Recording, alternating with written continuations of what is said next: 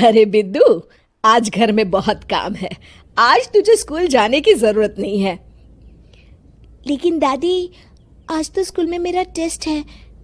अरे एक दिन स्कूल नहीं जाएगी तो ऐसी कौन सी तेरी कलेक्टर की पढ़ाई छूट जाएगी। वैसे भी मैं देख रही हूँ आजकल तो बड़ी ढीठ हो गई है।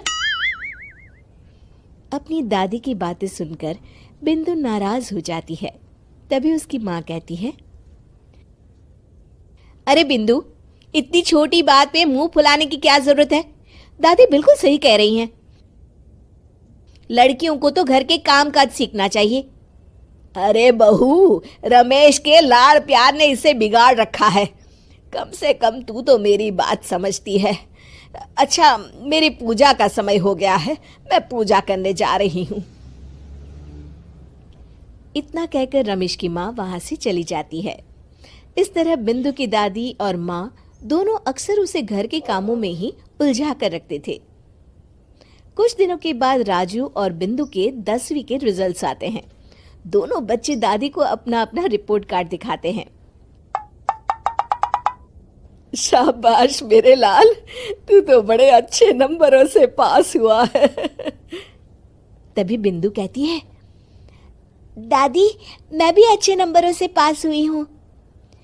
रमेश की माँ बिंदु को अनदेखा करते हुए कहती है, हाँ हाँ ठीक है, अभी यहाँ खड़ी क्या कर रही है, सुन लिया मैंने। जाकर मेरे लिए चाय बना कर लिया। बिंदु उदास होकर चाय बनाने किचन में चली जाती है। तभी राजू कहता है, दादी मैं क्रिकेट के कोचिंग सेंटर में एडमिशन लेना चाहता हूँ। अरे वाह राजू बेटा, ये तो तूने बड़ी अच्छी बात कही। तू कल ही अपना एडमिशन करा ले, जितनी भी फीस होगी मैं दे दूंगी। अरे एक दिन मेरा पोता विराट कोहली बनेगा। इस तरह अक्सर रमेश की माँ अपनी पोती बिंदु के साथ दुर्व्यवहार करती थी। कुछ दिनों के बाद रमेश की माँ और उसकी पत्नी दोनों सास बहू मिलकर राजू का एडमिशन अच्छे स्कूल में करवा देते हैं, लेकिन बिंदु का एडमिशन नहीं करवाते। इस बात से नाराज होकर बिंदु अपनी दादी से कहती है, लेकिन दादी मुझे भी आगे की पढ़ाई करनी है। अरे क्या करेगी आगे की पढ़ाई लिखाई करके, हैं? आज से ये पढ़ाई का भूत अपने दिमाग से उतार दे। इतना कहकर रमेश की माँ वहां से चली जाती है। उस दिन के बाद से बिंदु की पढ़ाई हमेशा के लिए छूट जाती है और उसकी दादी उससे घर के सारे काम करवाना शुरू कर देती है। इस तरह उसका सारा दिन घर के कामों में ही बीत जाता था। कुछ दिन बीत जाते हैं और एक दिन रमेश छुट्टियों पर घर आता है। बिंदु को घर के काम करते हुए देख उससे कहता है, अरे बिंदु बेटा, तुम स्कूल नहीं गई? पिताजी, दादी ने मेरा एडमिशन कराने से मना कर दिया है। वे कहती हैं घर पे रहकर घर के काम करना सीख। अपनी माँ का ये बर्ताव देख रमेश को बहुत गुस्सा आता है और वो अपनी माँ से कहता है, माँ ये तुमने क्या किया? आगे की पढ़ाई के लिए स्कूल में बिंदु का एडमिशन क्यों नहीं करवाया?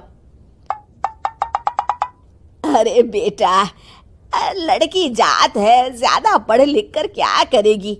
वैसे भी शादी के बाद तो इसे घर के ही काम करने हैं ना। तुम किस जमाने में जी रही हो माँ? अगर कल्पना चावला के घर वाले भी तुम्हारी सोच के होते तो क्या वो पूरी दुनिया में हिंदुस्तान का नाम रोशन कर पाती?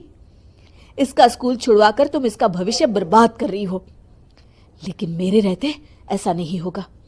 बिंदु बेटा, कल ही तुम्हारा एक अच्छे स्कूल में एडमिशन करा दूंगा। तुम जितना चाहे उतना पढ़ो। मेरे होते हुए तुम्हें किसी बात की चिंता करने की जरूरत नहीं है। अपने पिता से हौसला पाकर बिंदु खुश हो जाती है और कहती है, जी पापा, मैं खूब मन लगाकर पढ़ाई करूंगी और बड़ी होकर डॉक्टर बनूंगी। ये हुई ना बात, शाबाश मेरी बेटी। शिक्षा, लड़का हो या लड़की, हमें दोनों को आगे बढ़ने का मौका देना चाहिए।